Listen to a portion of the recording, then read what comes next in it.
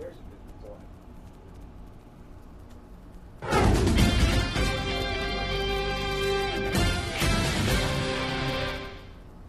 morning, everyone, and welcome to Fox 29 News Now.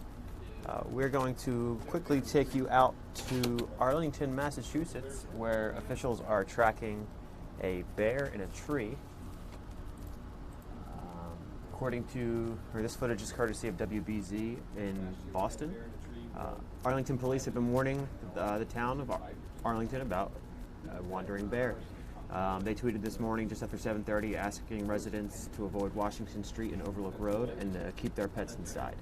About an hour later, the bear was spotted in a tree in a yard, and officers are now in the area, and environmental police have been called in as well. There is a elementary school in the area that has a delayed opening due to the bear situation.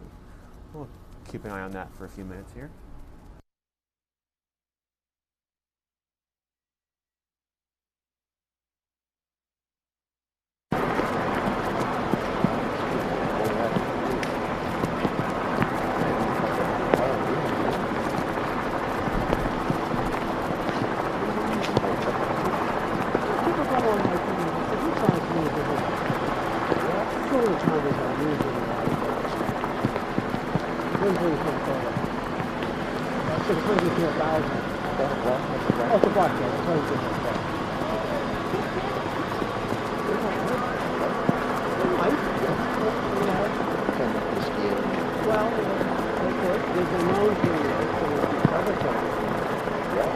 It's unusual.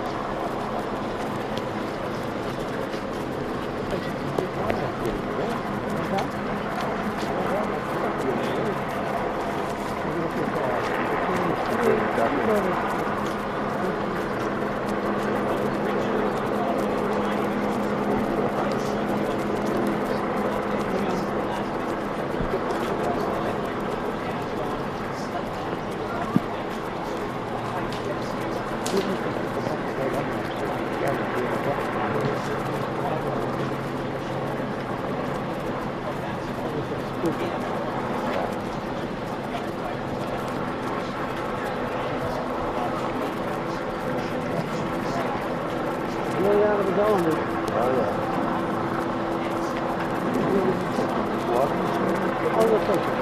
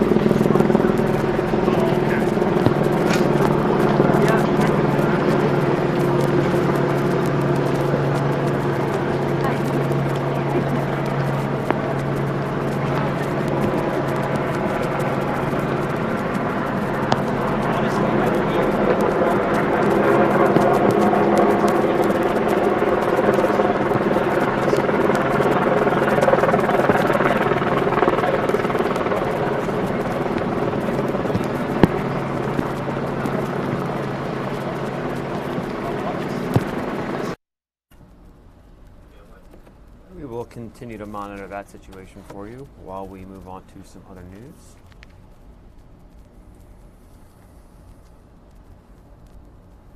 Bring things back to the Philadelphia area. 13 people, including 10 firefighters, were taken to the hospital this morning after a fire at a Chester chemical plant led to a hazmat situation. Our Steve Keeley had more from the scene this morning. 5355, Candace, 5355. Just north, right under the Commodore Barry Bridge along the Delaware riverfront, sits one of the big chemical company plants. It's where the Chester Fire Department practices and works with the company to know the lay of the land inside the gates, inside the buildings, and a good working knowledge of the chemicals themselves produced here and their potential should there be a leak or fire. And so when the 911 calls and alarms sounded at 1 a.m. for a chemical fire here, the full-time Chester firefighters knew right away where they were going and what maybe they were getting into. We make a visit here annually. We run all 4 platoons through to familiarize themselves with the industry here along the waterfront, and Norquay we do work closely with. First, the 3 workers were stripped of their potentially chemically contaminated clothes and shoes and then given a decontamination shower and scrub down here in this portable mobile shower truck with the hazardous materials team.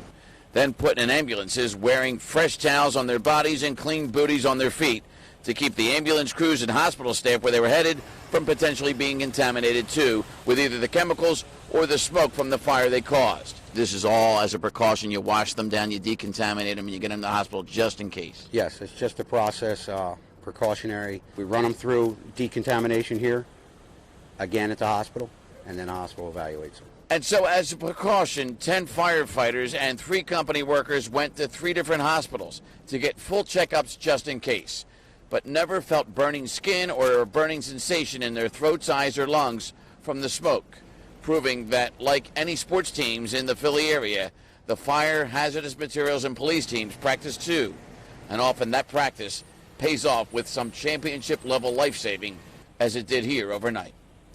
In Chester, Steve Keeley, Fox 29 News. Thank you for that report, Steve.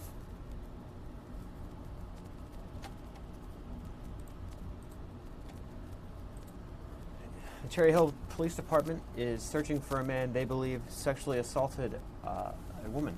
Officials are hoping someone seeing the photo on your screen will be able to identify the suspect. They say it happened on May 4th, just around 3 a.m. after a brief interaction at a Wawa on Route 38 near Cuthbert Boulevard. Police say the suspect approached the woman, whom he'd never met before, inside the store, and then followed her to the parking lot. At some point, the suspect got a hold of the woman's keys and told her to get into the passenger seat of her own car. She did, and that's when investigators say he drove to a wooded area where the victim claims he sexually assaulted her. The initial encounter inside the Wawa could have been extremely innocent, where just they happened to meet over a cup of coffee, and unfortunately, it escalated to a reported sexual offense. And there's a lot of pieces to the incident that we just don't have yet, so we're trying to put the whole case together. If you know the man or happen to be at the Wawa the night of the alleged assault and have information for the Cherry Hill Police, you're asked to give them a call.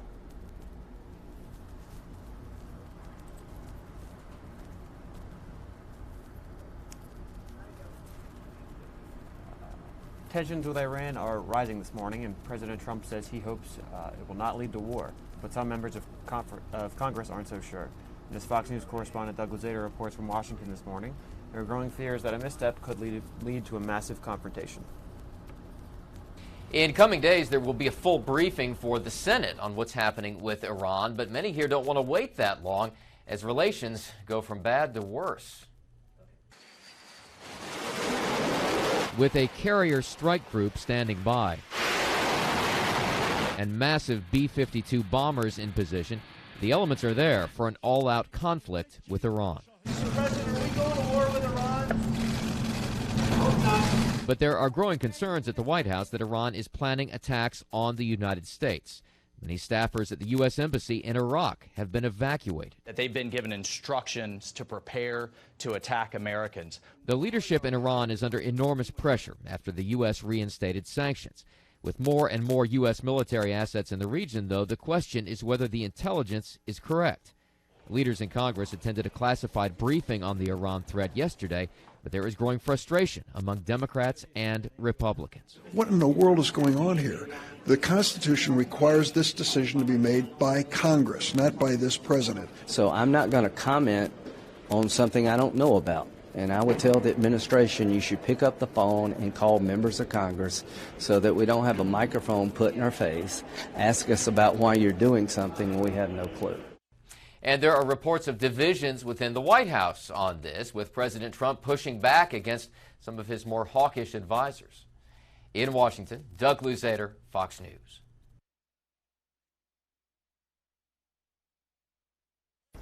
Thank you for that report, Doug.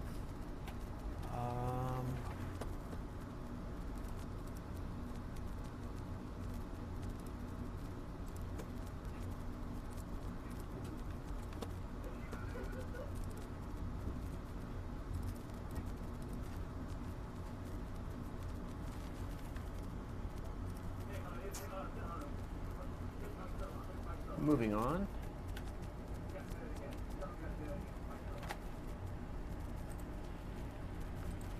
Walmart is warning customers that higher tariffs could mean higher prices. This morning, Fox Business's Tracy Carrasco explained. Is the tariffs that we've placed on, especially China, right? So, Tracy, we're hearing from the folks at Walmart about this? Yes, Walmart is warning that higher tariffs on Chinese imports could mean higher costs for consumers. The warning coming yesterday during Walmart's first quarter earnings report, saying that this is something that they're looking into. Of course, they're watching those trade negotiations with China. They are hopeful for an agreement, but this is a possibility. So Walmart not saying exactly how much more consumers might pay or on what products or even when this could happen, but it is a possibility. And unfortunately, it's a possibility that we could see from other retailers. Earlier this week, Macy's said something very similar during its earnings report. We're going to hear from JCPenney, Target. Those retailers will be reporting their numbers, so we'll get their gauge on what they think as far as the tariffs and how it will impact their business. Yeah. How much did we jack it up? Was it 10% to 25%? 10% to 25%. And then with President Trump's threat on that expanding to essentially all Chinese imports, that's really, I think, the bulk of the concern here from Walmart. And we had to have known that this could trickle down, right? So much stuff is who's gonna pay? made in China. That's true. And so what's the objective then? For them to reduce their tariffs on our stuff? For China or for the stuff the objective, what do you mean? Do we send anything to them anymore? I don't know. Do we? Yes. Yeah, like food, wheat. Yes, there are a number of things that go to China. I think as far as some of the most recent things, the $60 billion worth of tariffs that China has, the retaliatory tariffs, those were going to be on things like tequila. I saw one of the items. Just things like that. Anything sending but that that. over to China. Tracy, great job this week. We'll see you Monday. Thanks. Bye-bye. You got it.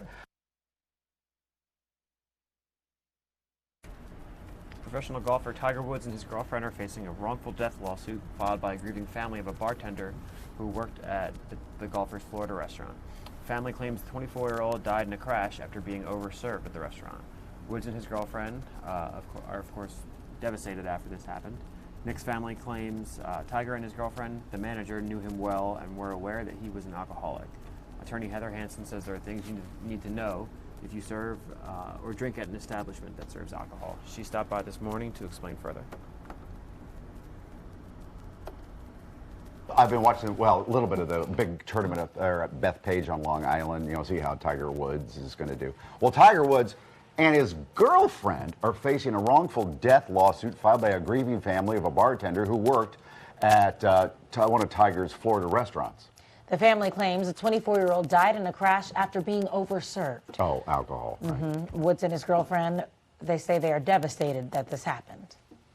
Well, we're all very sad that Nick passed away. It was a terrible night, a terrible ending, and just we feel bad for him and his entire family. So Nick's family, hi Heather, Nick's family claims that Tiger and his girlfriend, the manager of the restaurant at the time, knew he had alcohol problems in his life. And they're saying they knew him well. And they would knew hang the out, guy. they spent time together. And they just kept serving it. Attorney Heather Hansen is here. Heather, so why is Tiger himself being sued, or is it his company that has the restaurant? It's him and the company, which is a little bit weird, and they're never going to get to him because your point is well made. He owns the company. The company is the one with the responsibility. And maybe the girlfriend. If she was working that day and one of the people who was serving him, sometimes those people are held responsible. But usually, if this goes to a jury, the jury will hold the company responsible and not an individual. Okay. She wasn't the bartender pouring the... I don't believe so. I believe that Okay. she was the manager. But there's a different issue here, as you guys pointed out, because the entire staff, according to the family, knew that this man was a big drinker, had been in an accident before where he had drank and been driving and gotten into an accident. And so they're saying that all of that information, because in Florida, they don't have a law like we have here that's called the dram shop law that says that if you're visibly intoxicated, the bar is responsible. They don't have that law. So instead, this family has to prove that they were negligent, that they didn't act carefully in protecting this man. And that's why this is also different from someone who was a customer who walked in, because he worked there, and then this happened after his shift. That's right. He was, I cocktail waitressed for years, so I understand a lot of these issues. And when you sometimes, first of all, there's a lot of bars that won't let you hang out and drink after you've been working because they don't want this type of liability. But also, as a cocktail waitress, I wasn't going around saying, now, are you driving home and how much have you had to drink? And especially now with Uber, are you taking Uber? The other thing that's going to be hard for the family to overcome here is there was a 3-hour time period between the time that he left that bar and the time of the accident. So what was he doing in those 3 hours? Was he drinking in the car? Was he with a friend? How many times have you seen when your shift is over? I worked in a restaurant. You do, so a lot of times on a weekend, you hang out. Because you're coworkers, you know them, spend time with them. You keep drinking. You keep drinking it. You keep drinking. Now here's a tweet that we got from somebody, and I've got a lot of this kind of attitude this morning. Can we read that? It's a little... It says, as for over-serving, if the person is staggering drunk, stop serving and call a cab. But the main responsibility is surely on the person. If they leave and cause an accident or such, it still comes down to choice. Thank you. Yeah, I'm sure a lot of people are thinking that it was his responsibility to take care of himself. So, okay, that's Florida. Maybe it's more important to talk about what's going on here in Pennsylvania and Delaware and New Jersey. Is that what you wanted or no? No, there's also one other point where isn't part of the surveillance video deleted, so there's also that's a great point. I was talking to Eddie, the security guy here, about that and saying that if there's video, then the jury can look and say, well, gosh, he was, as that person just said, he was stumbling. They can say, I can see that this person shouldn't have been served anymore. And you're right, Alex. If there's a piece of video that is deleted, that is going to be held against the restaurant. Like, why would you do that if you did nothing wrong? Absolutely. That's a huge piece. Okay. But as for the laws here, it's a little bit different in Pennsylvania. In Florida, there's no law that specifically says if someone's visibly intoxicated, you are held responsible if they then get into an accident. You can still bring a case, but then you have to prove negligence. Same thing in Delaware. There's no law. They're called dram shop laws. They differ in every state. But in New Jersey and Pennsylvania, there are laws that say that if you're serving not just in a bar, but in your home, so if you have a party, so anybody, really. Anybody if you have friends over and there's alcohol. Yes, then you have got to be aware and making sure that you are paying attention to whether or not people are drinking and driving when they leave your home. And is that as far as the person who owns the home or the establishment where you are? Because you could throw a party anywhere, but whoever is in charge of the area? Yeah, for the most part, it also comes down to insurance. Like your home insurance might or might not cover that type of thing. You're saying if I throw a party and somebody gets hurt leaving my party, and they were the one over in the corner drinking and drinking and drinking, I can be held responsible. Yeah, and the thing where these cases really end up being really dramatic verdicts is when it's an innocent who's hurt. So the person who leaves the party, when it's the drinker who's hurt, juries say exactly what your tweeter said, which is that, well, that person's responsible too. But when it's an innocent person, as between an innocent person hit by a drunk driver and a bar, they will usually find I can see why the family was so distraught. They want to, just go after anybody. Well, and plus they felt like them. They said that he would mention, I'm going to an alcoholic AA meeting. And so they said, there's no way you didn't know, but you still served him alcohol. Yeah, and that's going to be an interesting thing for the jury to sort of figure out. If it gets there. These cases often settle. It's, again, tougher because they knew him and he was an employee. Right. Yeah. All right. Let's check back in, and Arlington, Massachusetts, where a bear has been wandering through a town and has ended up in a tree.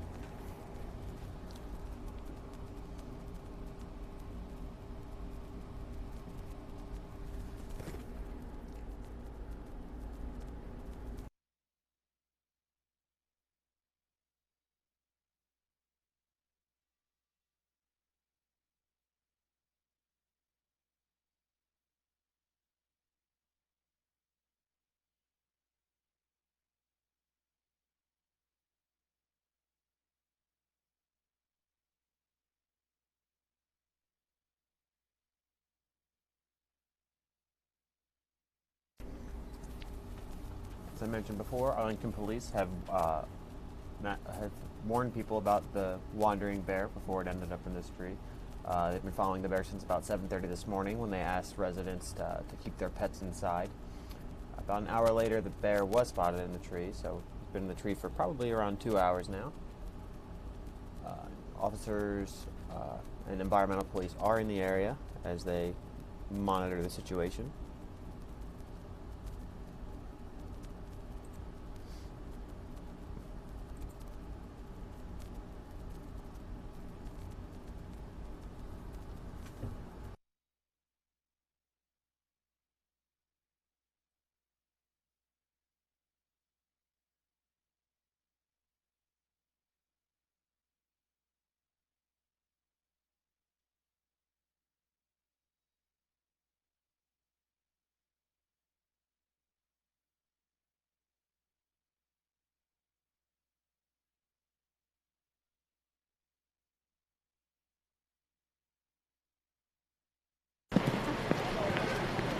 Hey, what's up?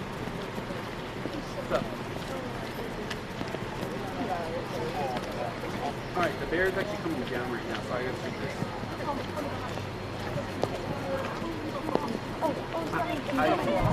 My live team is dead. I gotta shoot this. Stand by.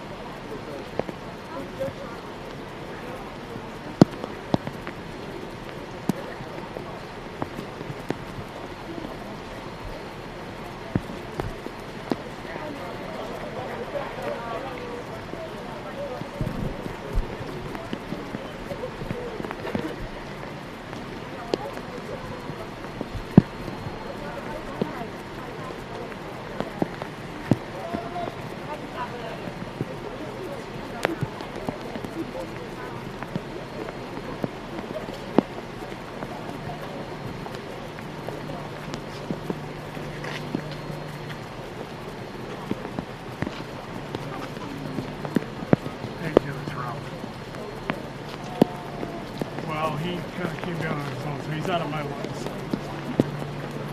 So I'll call the desk to go take his stuff. Feeding over here. All right.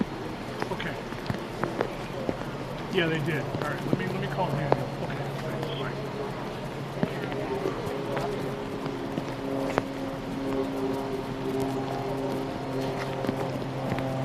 Hey, Daniel, it's Ralph. Hey, I lost him from my line of sight because he was coming down the tree.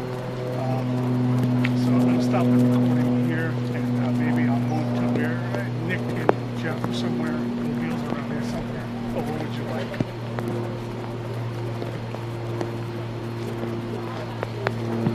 Okay. Okay.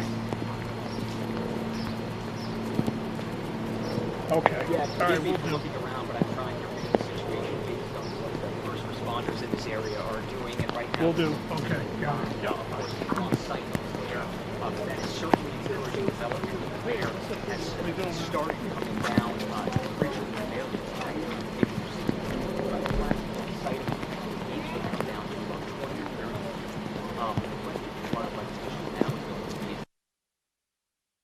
I've been watching, well,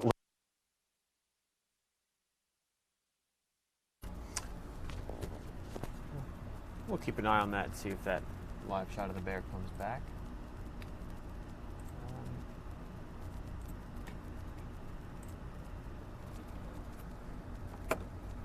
Moving on to some local news.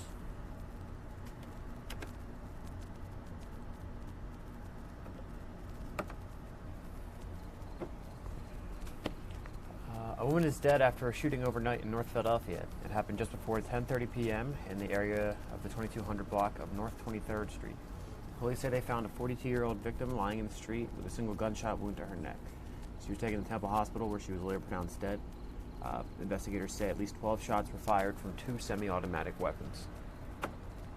We found 12 spent shell casings, and there were 2 separate sizes, obviously 2 separate caliber. And the shell casings were in 2 separate groups along 23rd Street. So it appears that there may have been a shootout of some sort. There was also a parked unattended vehicle struck by gunfire not too far from where the 42-year-old female was found on the sidewalk. So right now, we don't know if she was struck by stray gunfire, caught in the crossfire, or if she was the intended target. As Inspector Small said there, police are now trying to figure out whether or not the woman was the intended target or if she was struck by a stray bullet. Another overnight shooting left a 43-year-old man hurt in Fishtown. Police say around 1 a.m. the man was shot in the arm in the parking lot of a 7-Eleven on the 1000 block of Delaware Avenue. Witnesses say the man got into a fight before being shot and running inside the store. He is expected to recover.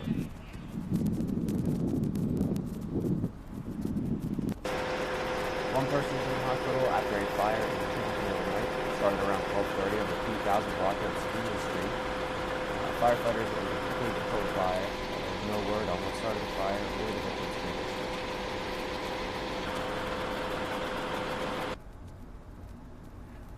New developments in the case of a missing man who police later found dead. A third person has been charged. 28-year-old Michael Siaka was arrested in connection with the death of 70-year-old Robert Durr. The victim was last seen leaving his home on Fillmore Street in Frankfurt to get pizza. Police later found his body in a container inside a home. Earlier this week, detectives arrested Andrew Siaka and Vanessa Pena. They have been charged with tampering with evidence and obstructing justice.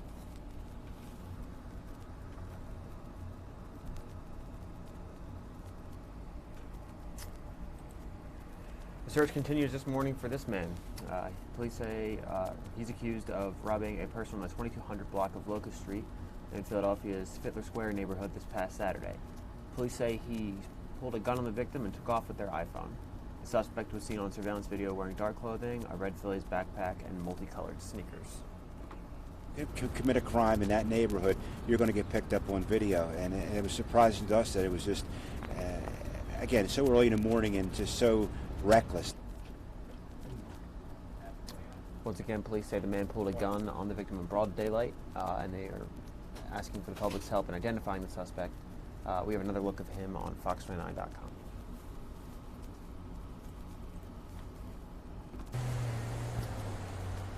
Two teenage girls were sent to the hospital after authorities say they ate a drug-laced cookie at Parkway West High School in West Philadelphia. Police say the 18 and 17-year-old girls were given the chocolate chip cookie, but it was unclear exactly what it was laced with. Both girls are expected to be okay, and there is no word on where they got the cookie from.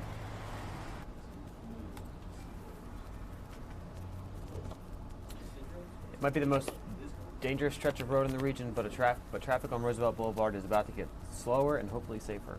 Yesterday, city lawmakers approved speed cameras on the boulevard. The new cameras will photograph cars driving 11 miles or more over the speed limit and that driver will get a minimum of a $100 fine. The faster you drive, the larger the fine. This is not just about motorists, it's motorists, bicyclists, and pedestrians. We want everyone to feel safe on the roadways. It teaches people to, wherever you are going to work and stuff like that, left your home on time. Officials say the new program is not designed to be a speed trap, and there will be plenty of signs posted to let drivers know about the cameras. And for the first 60 days, drivers will get a warning instead of a fine.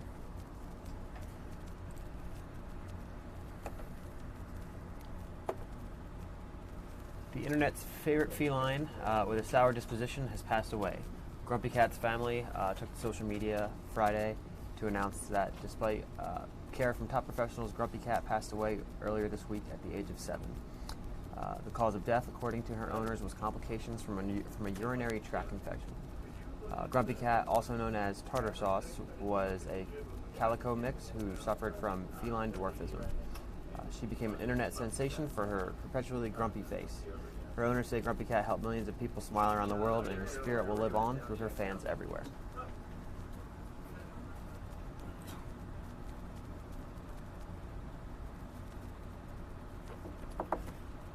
Experts say parents should be taking their kids to the dentist as soon as they get their first tooth.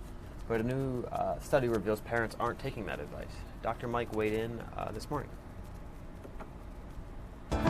Well, when did you start brushing your baby's teeth? Like when one pops out, maybe two pops out of the gums. And when do you take your kid to the dentist for the first time? I never remember going to the dentist. I mean, I don't. Never remember. But I was I walked in. I toddled in. Because you would think maybe you want to have a couple of teeth at least before you start paying to have them taken care of. I mean, well, Dr. Mike, you're not a dentist, but you're playing one on TV this morning. When should we start brushing the baby's teeth and then go to a dental appointment? As soon as there's a tooth to brush. Really? As soon as that tooth peeks out in your child, you got to deal with it. And what you should do is get a little grain of rice size of fluoride toothpaste and just brush twice a day. It gets the kid into the habit of brushing. And studies show that parents are not doing this. And so you have to remember, and we have some teeth with us here. Look, all right, if you have a child that has bad teeth, it leads to all kinds of problems, health problems, pain, missed school. It's a major problem. So you have to get your kids to the dentist either 6 months after the first tooth develops or certainly at the first year of life. Are there specialists? Are there baby dental people? Pediatric dentists. My kids go to one. They have a good time. They know how to do it. They 6 months after the first tooth. Right. I'll be darned. Yeah. So even if those just are the one little guidelines. tooth, go in and get that one little tooth looked at. Right, because with all of the soda, with all of the sweets and sugars, you have to take care of your teeth. Bad teeth. I'm guessing this is plaque. That's the bad tooth? Yeah, now these are adult teeth, of Well, course. yeah. But I mean, teeth problems are the bane of my existence. What does it look like on the other side? Well, there of you your go. mouth? Now this is a model that shows. There you go. Right. I mean, that's an implant, but there's all kinds of things that can happen to teeth. And the problem in adult medicine is that if you have bad teeth, it increases inflammation and increases your risk of other diseases like heart disease. You got that right. So which one is the good tooth? What does it look like on the inside when it's healthy and good? No, we don't. None of them? Well, Oh, okay. I don't really. I mean, this one's pretty healthy. That's but it. the bottom line is, teeth are a big problem. Yeah, you need to take care of them. Let's talk about what's going on at CVS Pharmacy. What is this? This is, I'm telling you, it's a first, and I applaud CVS. Why? They're going to have a third party look at all of their supplements and natural products to make sure, one, that there's no contaminants in them, and two, that they are actually what is supposed to be in there. And I've studied natural products like herbs and vitamins and things for 25 years of my career. And the bottom line is that many times these products don't even contain what they say they contain. The regulations are not like in the pharmaceutical industry. And look at what's going on with all the blood pressure. Oh, this is the stuff that I can just walk in and get. Right, without a prescription. over-the-counter natural stuff. Oh, that's good. You have to assure the public that what they're taking is safe and effective. Good. Way to go, CVS. Right. I'm going to run down there at 3rd Market and, flap. What do you got going this weekend? Oh, we have a bunch of things. So can I just show, I want to show some websites for people that are, so consumerlab.com, if you're interested in looking at what has been studied when it comes to natural products, and then the Natural Medicines Comprehensive Database. Finally, this weekend on Sunday, the Healthy Kids Running Experience, all right? Rose Tree Park at 1 o'clock, go there. In addition to having good teeth, we want to get our kids into a program of learning how to exercise and take care of their machines early on so they live a long, healthy life. And I've said it before, you have to invest in your health. 401k. By the way, that's in media. You'll see Sue Media. over there. Yeah, Rose Tree Park. It's beautiful. And Susie said the weather is going to be fabulous. That's right. Delicious. Yep. It'll be a great time. It's going to be in the 80s. Yeah. Thank you, Dr. Hundreds of Jeep Wrangler owners will be putting their tops down today, all in an effort to give back. Mike Jarek met with a few Jeep owners this morning to explain. All right, thank you, Bob. Well, you might want to notice this because hundreds of Jeep Wrangler owners will be putting down their tops today, also tomorrow. It's all in an effort to give back. So Mike is outside because they're going topless.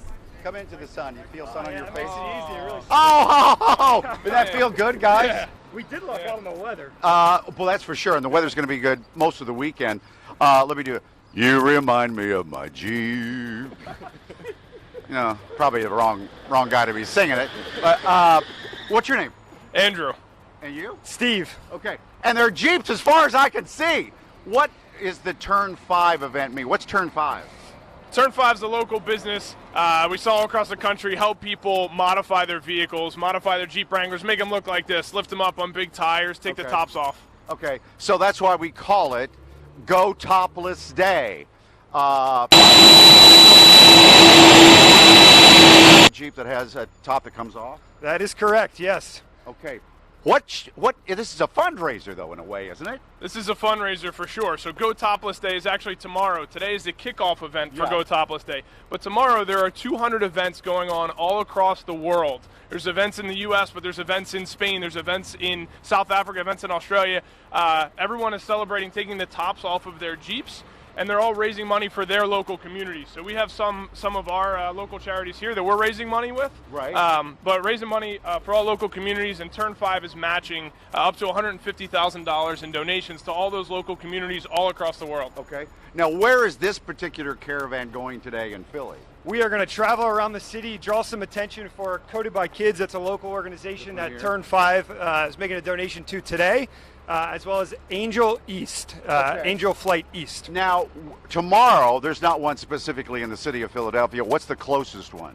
There's an event in Stroudsburg, for sure. There's also, if you look online on Extreme Terrain Go Topless Day or Jeep Go Topless Day, you can see a map of the entire United States. If I have a Wrangler, do I have to sign up or can I just show up? You can just show up. We'd love for you to sign up, but you can just show up to a local event. You look on the map, find what's local to you, and hopefully make a donation. And hopefully make a donation. We would love for you to make a donation. Okay. We'd love for everyone to make a donation. All right. So Mike Greenwich, you know from Mike Check, is on camera right here. Have you met him? Yes. He's a strapping young man. He's going to get in the last one here. You want to go down right now, Mike? He's got the cherry red. It's looking good. Yeah, it is. You know, women like Wranglers, don't they? I've heard that. Are you saying that from experience? Well, there's just a good-looking woman in every car, in every Jeep. So, no room for me in this there's a car seat. So let's find one. With no car seat. Mike, we'll find one for you that you can get in. Can you guys help him with that? Yeah, let's figure it out for you. Now, he probably might be best in the passenger seat, in the front. Can you get in that one? All right. Well, we'll follow you. Thanks, guys, for coming by. Thank you. It's Go Topless Day, Alex. It's a great, great thing. So I'll be watching tomorrow as I'm going around looking at all the Wranglers. We'll take a quick look at the weather in the area today. Skies are clear now while we keep our eye on some potential thunderstorms developing later in the area this afternoon. Here's a quick look at radar.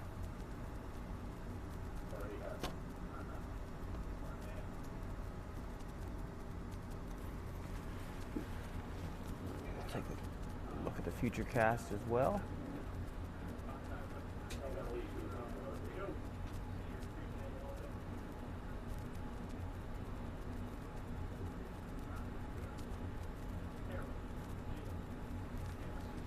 So today we're looking at plenty of sunshine before a chance of storms later this afternoon, with an expected high of about 80 degrees. Saturday will be more of the same, but without the rain. Things are looking sunny and nice with a high of 78. Before things heat up again on Sunday with a high of 86 and potential for a shower at some point during the day.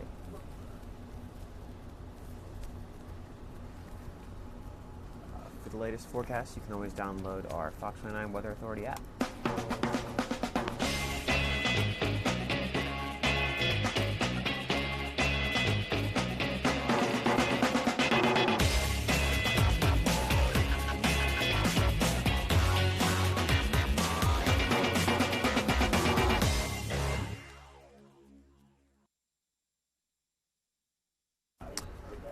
That'll do it for today's edition of Fox 29 News Now. Thank you everyone for watching.